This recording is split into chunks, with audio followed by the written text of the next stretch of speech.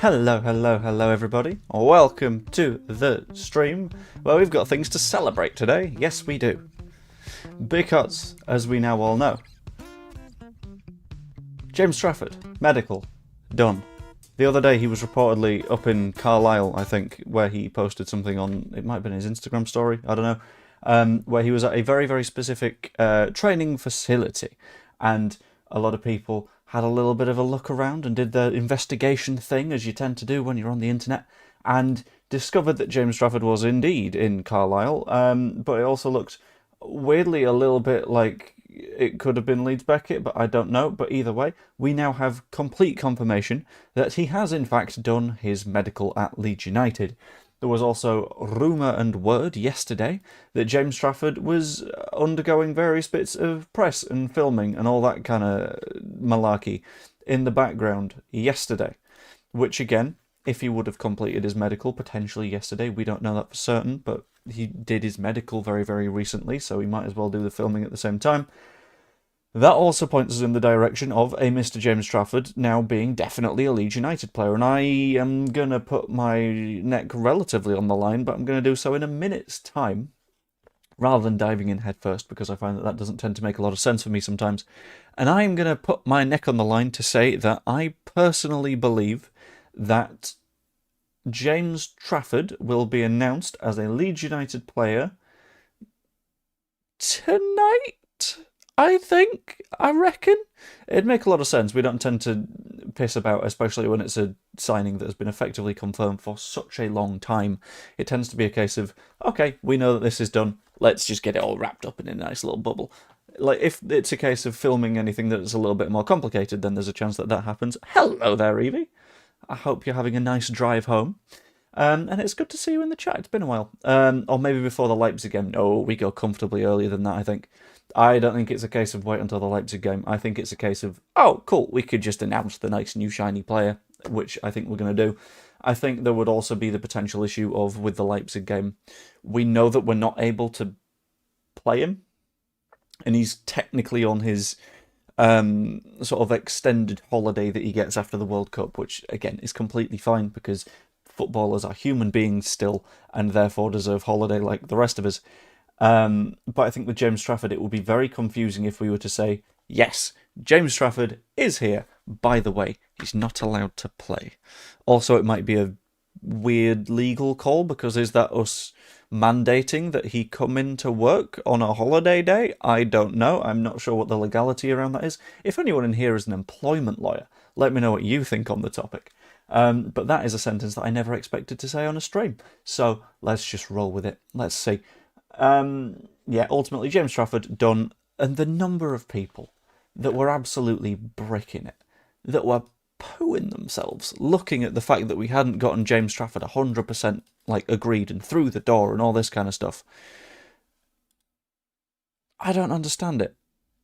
I don't quite see why we're doing that. Why we're all panicking and looking at the situation and going, yeah, but it's not announced yet, so it's not happening.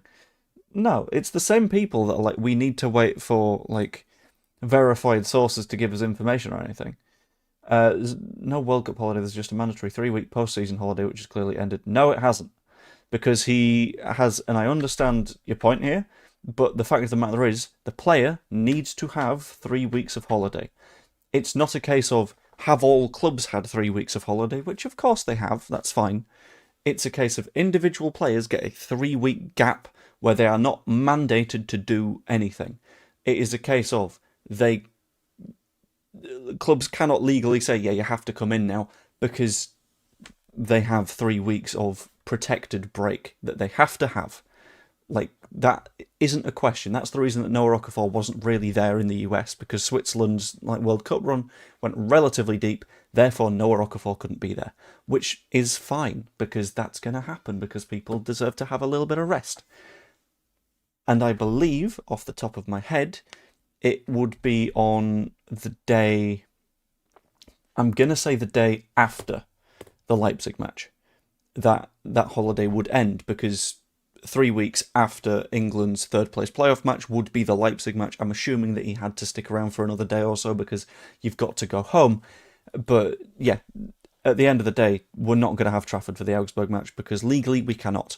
There is a chance that he is in the squad for Manchester United. That would be very, very nice to see. But that's also far from a guarantee, because at that point he would have been here for like 3 or 4 days. I think at most, as a guarantee, we're going to get him against Augsburg, which is why I'm very, very, very, very, very, very, very much looking forward to potentially going to the Augsburg match. That's one that would be, just being able to see that back line of Trafford, brilliant, fantastic, record signing, love to see it. Over at left back, Gudmundsson, star wing back. On the other side, Jayden Bogle just goes wherever he wants and no one can do anything about it. And a back line of Joe Rodon, Jakobiel, and Muharemovic. Stunning. Normally, I'm not one of these people that's like, yeah, I love watching solid defensive football, but that back line would be obscene. It would be insane stuff, and I'm very, very, very happy with the way that it's sort of lining up for us at the minute. I love the sign Leeds got to 7 next season, and I love the signs. I don't know what you're saying, Thomas Gilbert, but I like your energy. Your energy is very positive, and I've always got to roll with that sort of positivity because that's what we do around these parts. We are a good vibe, and we point us in the right direction. Yeah, Richel's made a very, very good point here, saying it always amuses me that some people seem to think you can spend 40 million quid on a football player as quick as you can spend 40 quid on a Just Eat order. These things take time. Yeah, and there's a lot of sort of complexity around the contracts and stuff, because at the end of the day, Man City are not a side that are desperate for cash in the immediate term. They're not a team that are like, yeah, we urgently need to sort of fight incredibly hard and make sure that we're pulling everything back. Usman Diomande transfer to Nottingham Forest collapse. What? Oh, cool. Diomande to Forest isn't happening now. This is hilarious. So if we complain about us not getting moves done, Forest have just done exactly the same thing. But moving on. And I've completely lost where I was, but that's fine. Yeah, a lot of sort of complexity in the transfers. It's a case of there'll probably be some form of either sell-on or buyback for City. One that they tend to like putting in there isn't necessarily a sell-on or a buyback, but it's sort of first dibs in a way. If we get an offer for James Trafford that we accept, Man City need to be offered the option to make a bid of similar or, I believe, probably equal value. And in that instance, they get to effectively have their say on if they want to sign him, then they can just have him. We need to accept bids of that value if another club comes in with a set amount of money, which is sort of fine because in those instances, we're obviously going to sell him in the first place. If we're already accepting offers, it's just a case of they'd end up going to Manchester City, which isn't the biggest of problems, and that's completely fine. I can't wait for the next signing for Leeds. Yes, but I'm going to revel in this signing for now because it's not the most sort of common of things, you know? We don't often break our transfer record. Very, very few people do because they are records for a reason. Just to let you know, by the way, it's going to be a relatively short stream because, again, childcare-y things.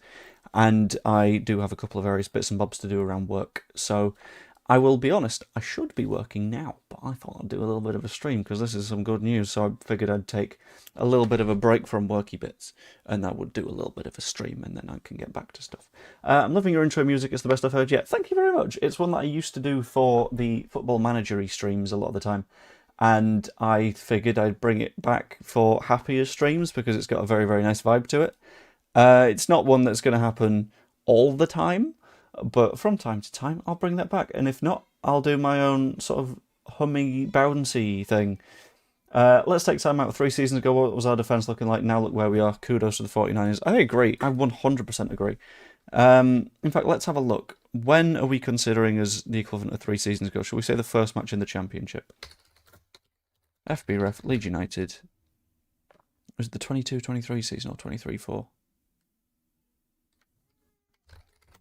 We'll try 23-24. Yes, 23-24 was the first season in the Championship under Daniel Farker. And our first match of the season, this was the lineup, right? Illan Meslier in goal. That's sort of fine. Whatever. Leo Hjelde was our left back, with Luke Ayling on the right. I don't mind Luke Ayling, but we sort of passed it at that point. Liam Cooper at left centre back with Pascal Stroke at right centre back. Our midfield was Ampadu and Archie Gray, which is sort of where we were at. That was before we learned that Archie Gray was actually quite good at right back. In front of that, Dan James, fine enough. Sinistera, okay, backstabbing little bitch. And Crescencio Somerville behind as number 9, Willie Gnonto. And the bench for that match was also insanely weak. Charlie Cresswell, fine, he's come on a little bit. He wasn't especially good for us, but whatever. Jamie Shackleton, Sonny Perkins. I don't even know where Sonny Perkins is right now. Let's have a look. Not Swoony Perkins, that's a very, very different guy. Sonny Perkins is currently at Leyton Orient, and in the 25-26 season did not score a goal for them, which is wild. Is he? No, he's at Wigan Athletic now. Crazy stuff. Darko JB, Sam Byram, Lewis Bate, Jan Paveda, and Joe Gelhart. That's where we were at 3 years ago. And then the 49ers came in, and we've had such a weird rebuild that is very nice. That'd be wonderful. Yes, I do agree we could probably do with a number 2 keeper that's from... I would go with a... It's a complicated one because, like, typically I'm of the opinion that anyone that is a second place in a role, you probably want to be someone young and hungry and therefore trying to fight their way through the crowd. But the issue is, James Trafford is already young and hungry. So at best, you're going to look behind him and go, well, I mean, you're replacing a young, hungry goalkeeper with another young, hungry goalkeeper, and that doesn't necessarily work. So maybe as an alternative, you're looking at the Jason Steele conversation that I heard linked, not 100% as a this is definitely happening thing, but I'd heard a fairly strong link going on there, which would be fairly nice. I wouldn't especially hate someone like a Jason Steele, mainly because he can apparently add a decent squad vibe. But yeah, I think so, it would be hard to persuade someone like a Zetterstrom, because Zetterstrom is clearly someone that is young, and is he especially young, actually? Zetterstrom is 28, never mind. He's still younger than me, Jesus, fucking, ugh. But he's still a player that is an international footballer that isn't going to want to, like, lose any level of prestige by sitting behind James Trafford as James Trafford continues to do his thing. Like, there's a fair bit at stake for someone like a Zetterstrom. So if he wants to push himself forwards, wonderful. But it's not necessarily going to be the case, and that's a little bit of a worry, you know. Aside from maybe 2 seasons of Meslier, is this the first properly nailed-on reliable keeper we've had since Rob Green? I think so. I'm going to go back as far as Kiko in my head. So we had Kiko replaced Peacock Farrell, who was bad. Kiko was racist. Got replaced by Meslier. Meslier was good for a season and a bit in the Premier League. Then got replaced by Robles, who was then re-replaced by Meslier, who was then replaced by Darlow. Darlow could have been that reliable goalkeeper, but he then proceeded to leave. So I think, yeah, I think Trafford is very, very probably that most recent reliable goalkeeper that we've had, and it's been bafflingly rare that we've had a reliable keeper. It's nuts. I mean, I'd be the number 2 if they offered Danny, but that's unlikely to be the case. With hindsight, do you think Leeds should have kept Elano's backup, given that Darlow hadn't signed an extension? A club like Arsenal wouldn't have signed Elano if they didn't see anything in him. I think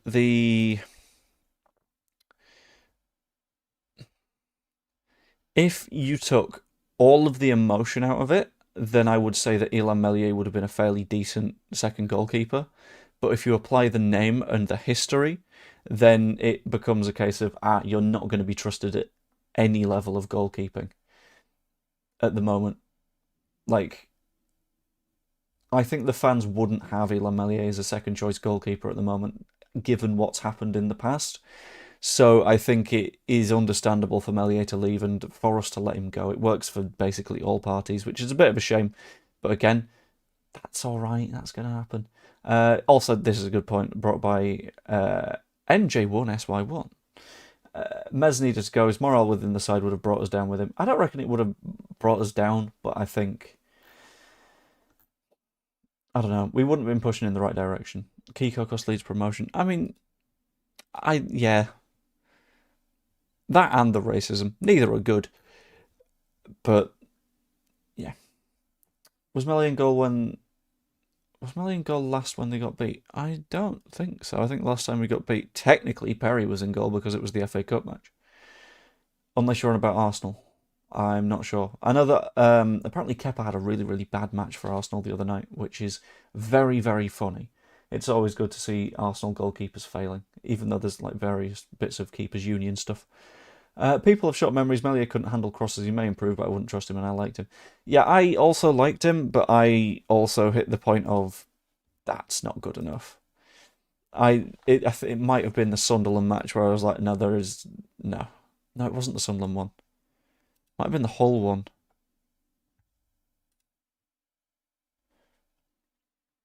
But the Sunderland one, at least I was like, yeah, there's a sprinkler poking out the pitch. I can see why it's taken a dodgy bounce, and the dodgy bounce has done him. But it doesn't fix everything, you know. Victor Orta should have been investigated for dodgy transfers. What dodgy transfers? Yeah, I think it was Kepa against Celta Vigo, but I'll have a look. Arsenal versus Celta Vigo. I don't know why I've gone to this voice. It's not showing up. If I just search Arsenal match. Betis, you knobhead, not Celta Vigo. Anyway. In fact, I'll just write Arsenal sofa score and I'll see which one of them played. But I'm fairly sure it was Kepa. Yeah, it was Kepa. At least Kepa for a half. Then Melia came in after 62 minutes and apparently did better than Kepa did, which is quite funny. Melia didn't concede. That's annoying. I would rather he completely fucked it. Kepa was bad, Melia was steady. Okay. Who do we go after now? That's a good question. Hull, dropped the ball. Hull was awful. Hull was one of those where it's like the ball is already over the bar. You've poured it back into play for no apparent reason. Idiot. That was the comfortable worst goalkeeping performance I've seen. By a margin. It's not even particularly close. Heard it here first. Melia will play against us this season. He'll be chased down into a mistake that will cost Arsenal a goal. We win 2-1. I mean, if that is the case, that would be stunning. If we can just get a little bit of a benefit out of a Melia mistake, that'd be a hell of a day, but I don't think that's going to happen, to be honest with you. If Bornau goes, do we bring in Elvedi? We might, but it's one where the Elvedi link has gone quite quiet. I think it'd take a decent sum of money from any potential buyers for Bornau to go, because Bornau is one of the sort of steady people. He's a reasonable enough presence in the side, and I have admittedly changed my mind on this one, but looking back, he's not made the biggest of mistakes. Off the top of my head, at the very least. If he has, fine. Like, he's a backup centre-back, it's not the biggest of problems.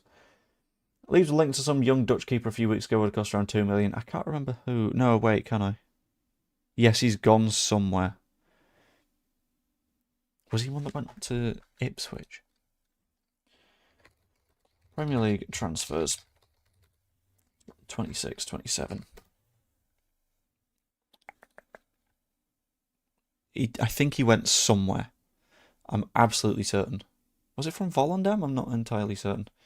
Why are City taking so long to sign Rulli? Because they started after we started signing Trafford. And Marseille are in a position where it's a little bit complicated because they will want a hell of a lot of money. Without a doubt, Marseille need cash. But they want to get cash without costing the fact that they tend towards getting Champions League football, and they're not going to want to fail to do that. And in the event that they do fail to do that, then it's not going to look fantastic for them. Why am I not able to get on there? Right, whatever. Right, not Arsenal. Not Villa. Not Bournemouth, not Brentford. Right, transfers in. Brighton, there you are, Pascal. Chelsea, I think it's one of the promoted sides. Rushworth's gone to Coventry, so it's not him. Not Fulham. Is it Hull? No, it'll be Ipswich then, won't it? Sherpen? No, it was Van Overlen. There we go. Kane Van Overlen. That's the guy. Who the hell is Sherpen? Have they signed 2 goalkeepers at Ipswich? Ipswich have signed 2 goalkeepers this summer. Why?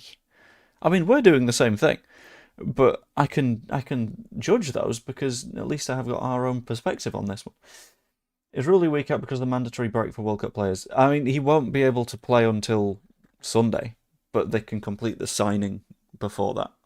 In the same way that we can complete the James Trafford signing before he is off the break, because he is still on the break until 3 weeks after the third place playoff, which is this Saturday. I love that everyone's dunking on Fabrizio Romano as well. What a twat.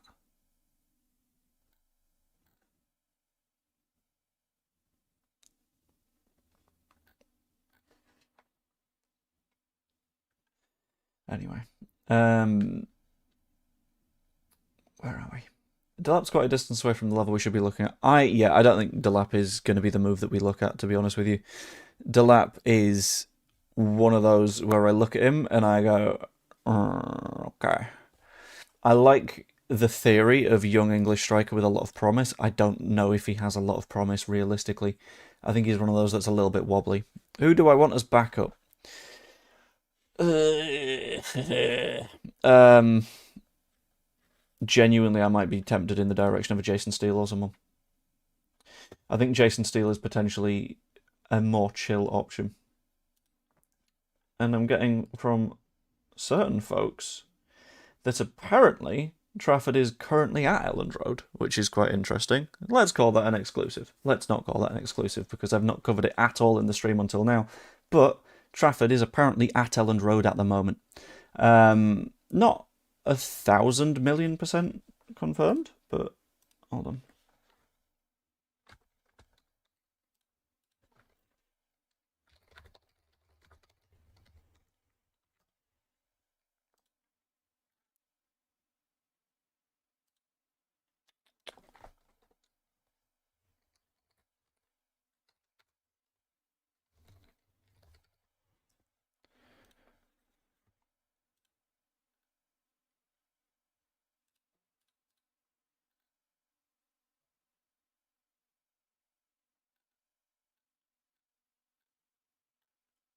Okay. That looks like it is potentially the case. Yeah, it's looking quite a lot like James Trafford might just be at Elland Road right now, which is very, very promising for the fact that a move is going to be done. I think, yeah, I'm going to stick with it. I think the announcement is today, and if not, then tomorrow morning's video will feature me. I don't know. I'm trying to think of some form of forfeit. If someone can think of a funny forfeit, let me know. But it's got to be a fun forfeit. It can't be a bad forfeit. It might just be I'm going to eat a Milky Way or something along those lines, but I think it's effectively done. If the lap was 20 million, would you be more interested? Maybe. But then again, like, I don't know if the lap ceiling is super high. Like, I know he had a good season with Ipswich, but it's the same thing with Jan Fleming. Like, you will get chances here and there as a striker, and if you put away a decent percentage of them, then everyone's going to come looking at you. But I don't know. He looked very unimpressive at Chelsea last season. Let's have a look at his season stats for last year. Yeah, he scored once off an XG of 4.47, so he had the opportunities to put the ball in the back of the net, but didn't. Which is a bit of a shame. Like Fleming, I think I can give a bit more credit because he wasn't playing in a very, very good team. But at the end of the day, Chelsea's squad is ridiculous. The fact that they didn't finish quite high in the table is a result of underperformances like that one. Take it or Leeds will be in for a freebie second keeper. I think that would make more sense than investing heavily, mainly because we've got other positions left to invest in. But Yan Diomande is now announced as a Real Madrid player. Okay, fine. That's the really long, really weird sort of saga, isn't it? And Barca are also making a move for Rodri. This transfers are weird, man. I don't know. Would rather get Tyler Roberts back than Delap. Only if we also get Marcelo Bielsa as manager, because he's the only manager that's been able to get anything out of Tyler Roberts at any point in Tyler Roberts' career. Tyler, no, Tyler, thank you very much. Wasn't Jason Steele the man of mystery? I don't. This is going to be like an 80s TV show or something. I don't know. The closest thing I know to a man of mystery is along the lines of the Mysterons from Captain Scarlet, but clearly that's not the direction we're going in. Yeah, we will go very, very, very, very, very, very cheap on a second keeper, I imagine, purely because we are currently breaking our transfer record and breaking it fairly comfortably. I thought all the freebie keepers are gone, Mezandala. I mean, there's other free goalkeepers. There are plenty. Let's have a look, actually. Out of contract 2026. Contract's expiring. There we go. Tyler Roberts at Mansfield. Yeah, he's having a real bad time of it. Can you imagine how skinny Weston McKennie would have been under Bielsa? We wouldn't have signed Weston McKennie under Bielsa. In that situation, Bielsa would have looked at him and gone, "No, you're not the man for me. You do not suit the way that I do things." And that would have been far better for us than what we ended up with, which was actually having Weston McKennie for a certain amount of time. Right, free agent goalkeepers 2026. Let's have a look.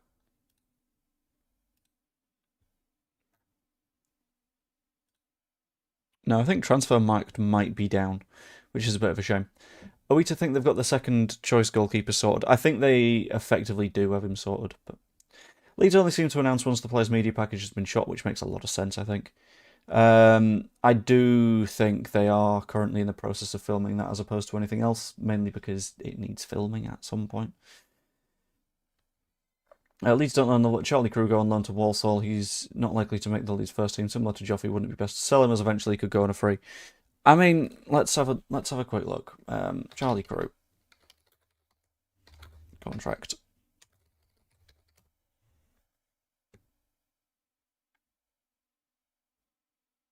Charlie Kruger's got a contract till 2028. So no matter what, next season we will still be able to sell him. It's not a case of Charlie Kruger is going to go on a free. We still have control over that situation, which is ultimately good, but we want him to be as good as possible before we let him go. So if we were to sell him now, he didn't have the best of seasons last year. He didn't go out on loan, I believe, after being he did for I think the first half of the season, then he came back because he wasn't getting any minutes or anything. So I would much prefer us to send him out on loan, actually play some football, and then we can sell him when his stock is high, as opposed to when it is on the floor like it is at the moment. So that would be ideal, I think. But you never know. Anyway, I'm going to end the stream roughly there, because, again, I got some bits and bats to do. But I hope you enjoyed the stream. If you did, please pop a like on it. Subscribe if you haven't yet. That's always massively appreciated. It's the button down there. It's so easy to click. It's just boop. There you go, you subscribed, and it makes me happy because the number goes up, and half of you aren't, which is a bit of a shame. And you can also be a channel member if you fancy. You get a bunch of videos and stuff early, which is quite nice, including match day vlogs, which I'm planning on doing one on the 15th. But yeah. Anyway, hope you all enjoyed, and I will see you all later. Toodaloo, friendos.